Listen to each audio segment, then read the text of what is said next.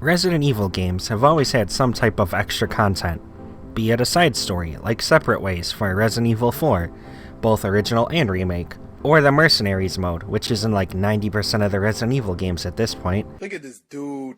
But I don't see many talk about the DLC in Resident Evil 7. The game has a lot more extra content than a lot of other games in the franchise, with like at least 8 different side stories and expansions. Let's take a look at the weirdest one they have. Jack's 55th birthday. I don't see a lot of people talk about this one often. I mean, I even forgot about it being a thing, and I played all the DLC for 7 at least once. This side mode is made more for the people that liked the combat of the game and looking for an arcade type experience. It was not created to expand the story with a sequel or prequel like the Daughters side mode or the Not a Hero campaign. In this minigame, you play as Mia, and your goal? To feed Jack Baker a huge meal for his birthday. Get that food in my belly. Hey, he may be an insane murderer that trapped you and many others in this house, but you still gotta celebrate your birthday. It only comes around once a year, you know? I'm assuming this whole thing is non-canon to the events of 7's story, because I mean, it's just so goofy. The house is decorated for the occasion, and so are the enemies.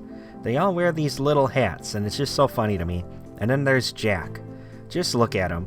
The party hat and the goofy glasses are just so funny, it almost makes you forget what he's capable of. Welcome to the family, son. Like, imagine if you looked like this in the main story. It would be pretty funny. So anyways, let's break down the gameplay. You pick from one of 6 stages, all locations in the Baker's house. So thankfully no boat level, which gives this side mode bonus points for knowing not to put the worst part of the game into the side mode. If only they added an update to the main game to remove that whole part of the game. Anyways, each stage has a different loadout for you to pick from before you start, with there being extra weapons and upgrades to choose from for getting good ranks of different stages. Most of the items are unique to the DLC, such as a speed boost upgrade that lets you fly around super fast. And trust me, you'll definitely need that, and I'll tell you why in a little bit. Another item you can get is a crowbar that sets the monsters on fire when hit. Some items give you some negatives to balance out how busted they are, such as this item that pretty much makes you one-shot all enemies minus bosses, but in return, you pretty much die in one hit yourself, so play with caution.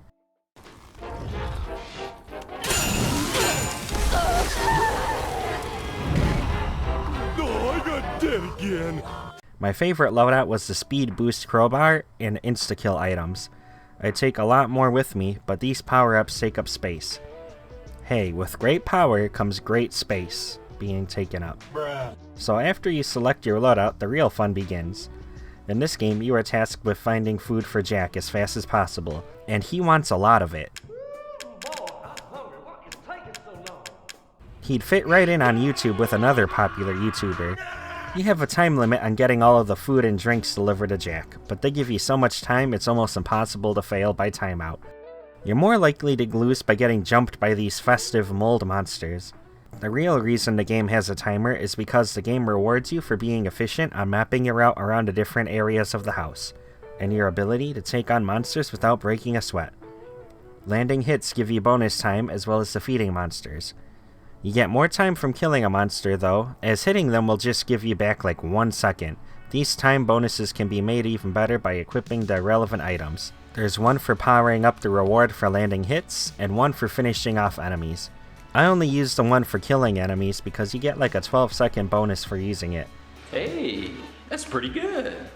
It's pretty busted in my opinion. Based on your clear time, you'll get some pretty nifty stuff, such as new weapons like the previously mentioned crowbar, and the different power-ups, but you also have to get a good score to get to the next level. Don't worry if you can't get to a S rank on your first go. Bringing new items unlocked from future levels is pretty much the only way to go. Each level has a space laser pistol thing, which is crazy powerful. It's an infinite laser gun that lets you tear through almost all that stand in your way with relative ease, while also giving you a nice speed boost on top of the power. Not to mention all enemies killed with this give you an insane time bonus, and it's way more than a normal bonus you'll get, even with all your other bonus power-ups that you have. Then there are the Mr. Everywhere bobblehead statues. There's one on each stage, and hitting them will double your bonus time that you've accumulated, giving you a huge advantage. The only other thing that I can think of that is unique to the side mode is the locked doors that can't be entered until you find the appropriate enemy. Usually, they are on the other side of the house, so good luck with the backtracking. Now this side game is pretty easy, minus the last level. This one has Jack being so hungry that he'll eat everything in the house. No joke, you have to look through the entire house for the last stage, and feeding him gives like no progress at all. This man would die if he ate even a tenth of this meal in real life.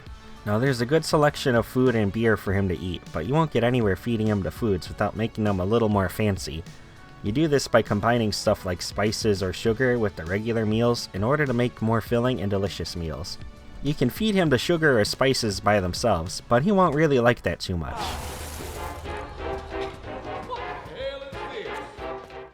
Besides having to locate all this food for him, you also have to deal with stronger enemies. They have more health and move quicker. Oh, and there's also his wife, but she's kind of a pushover.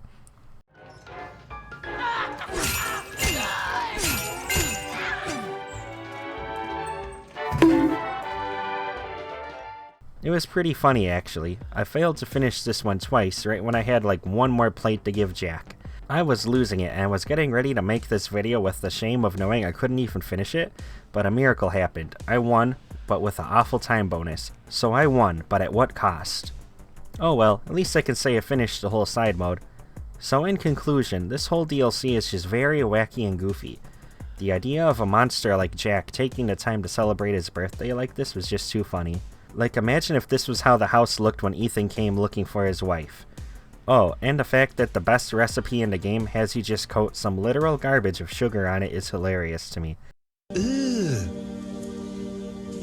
Brother, So while Resident Evil is known for its cheesy moments, I think this one takes the cake for the absurdity of it all, followed by only that weird unlockable character in Resident Evil 2 that is just literally a block of tofu. But that's a topic for another video. I thank you all for watching.